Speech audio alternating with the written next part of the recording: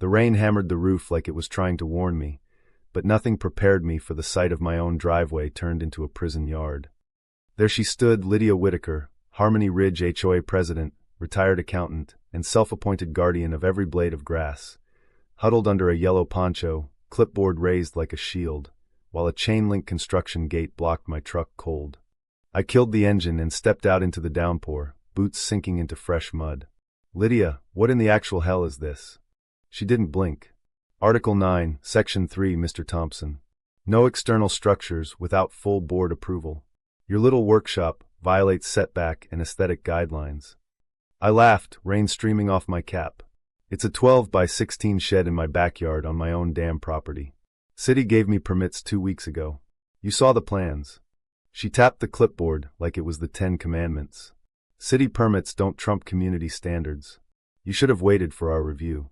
This is for everyone's safety and property values. Safety? I stepped closer, voice low. You dragged a 200-pound gate across my driveway at 5 a.m. That's not safety, that's trespassing with a side of crazy. Her smile was pure ice. The gate is on the easement, technically. I'm simply enforcing the covenant you signed when you bought here. I pulled out my phone. Well, let's let the sheriff enforce actual law. Her poncho started clinging like wet tissue. You wouldn't dare call them over a misunderstanding. Watch me. Deputy Ruiz showed up in 20 minutes, took one look, and sighed like he'd seen this movie before. "Ma'am, you can't block a man's driveway. Move it. Now. By hand." Lydia's face went purple. "This is an HOA matter." "No, this is obstruction of property access," Ruiz said, crossing his arms.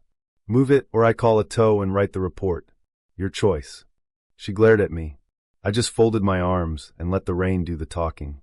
With a grunt that sounded like a dying lawnmower, she started dragging those panels through the mud, one furious inch at a time. She slipped once, landed on her knees, and the crew behind my fence actually clapped. I didn't stop them. When the last section cleared, she spun around, dripping like a wet cat. "This isn't over, Mr. Thompson." I gave her a slow thumbs up.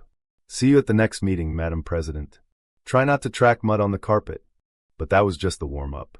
2 mornings later, a plain white envelope slid under my door before dawn. No stamp, just HOA letterhead screaming cease and desist. Daily fines of $500 starting immediately for unauthorized infrastructure. I read the obscure bylaws she quoted and actually snorted. My sister Lauren, the attorney who eats municipal codes for breakfast, had the response drafted by lunch. Her letter was surgical. Every point dismantled, state statutes cited, and a polite little warning that continued interference could mean real damages, civil and punitive. I stapled it to her original notice and dropped it in the HOA box myself. Then I called the 5 neighbors I knew weren't drinking Lydia's Kool-Aid. We met in my garage that night, surrounded by tools and half-built frames. "She's not just coming for me," I told them. Last month she fined Mrs. Alvarez $300 for a wind chime. Keith got cited for using his grill, said it was a fire hazard, on a concrete patio with a hose right there. Mrs. Alvarez crossed her arms.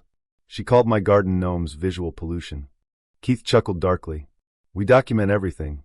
Every letter, every fine. We bury her in her own paperwork." They nodded. The pact was sealed. 3 days later, the full board showed up on my porch like the Spanish Inquisition in khakis. Lydia, her vice president Martin, and treasurer Sheila, clipboards in formation. "We received your sister's letter," Lydia began, voice syrupy. Unnecessarily hostile tone. "She's my attorney," I corrected. "And the tone matches your actions." Martin cleared his throat. "The board is willing to pause fines if you submit revised plans for review." I stepped outside, screen door slamming behind me. "Revised plans the city already approved? While you're out here playing gatekeeper in the rain." Lydia narrowed her eyes. "HOA approval is separate. It's about harmony." "Harmony?" I laughed once sharp. "You mean control. And if you push this, I'll take it county-wide." Promised, not threatened. They left without another word, but their silence screamed panic. Then came the real gut punch. At 4 a.m. my power to the site died. Keith called me over. The utility box panel was pried open, wires cut clean. The tech arrived, whistled low. "That's no accident. Someone knew exactly which feed to slice, professional job." I already had cameras rolling since the gate stunt. Grainy but unmistakable. Short woman, wide-brimmed hat, that telltale limp from her hip surgery. Lydia at 3:07 a.m., snips in hand. Lauren filed the emergency injunction by noon. That evening a county deputy served Lydia at her front door, while the whole street watched from their windows. The order banned her from my property, my contractors, and any further interference. But the real explosion hit at the next HOA meeting. The clubhouse was standing room only. Word had spread like wildfire. I walked in with a folder thick enough to stop a bullet. Permits, police report, video stills, neighbor complaints going back for years. Lydia opened with shaky small talk about landscaping. I stood. Point of order. I moved for a vote of no confidence in the current board. Gasps rippled. Lydia turned the color of old oatmeal. You can't. Robert's rules, I cut in.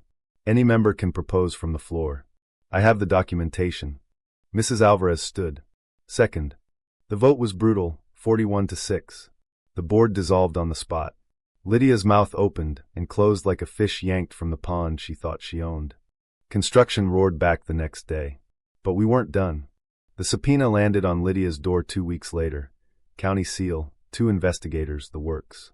Lauren had handed the DA everything. The sabotage video, the pattern of power cuts to 3 other homes over 5 years, the fines that somehow vanished into untraceable accounts. A search warrant followed at sunrise. Boxes of files, hard drives, even her secret recordings came out. Turns out Lydia had been coaching Martin and Sheila on creative enforcement. Fabricated violations, backroom deals, even using fines to force out undesirable owners.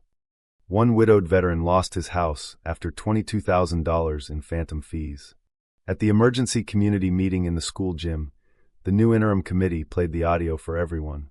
Lydia's voice crystal clear. Most of them are too scared to read the actual bylaws. Just tell them it's in there. Laughter from the old board followed. The room went dead silent, then erupted. Martin and Sheila resigned before the week was out. Lifetime bans from any HOA role. Lydia faced felony vandalism, criminal trespass, reckless endangerment, and conspiracy to defraud. The veteran got his house back. Restitution topped $70,000. The new rules were simple. No enforcement without a full board vote and resident review. All funds third-party audited. Monthly open forums.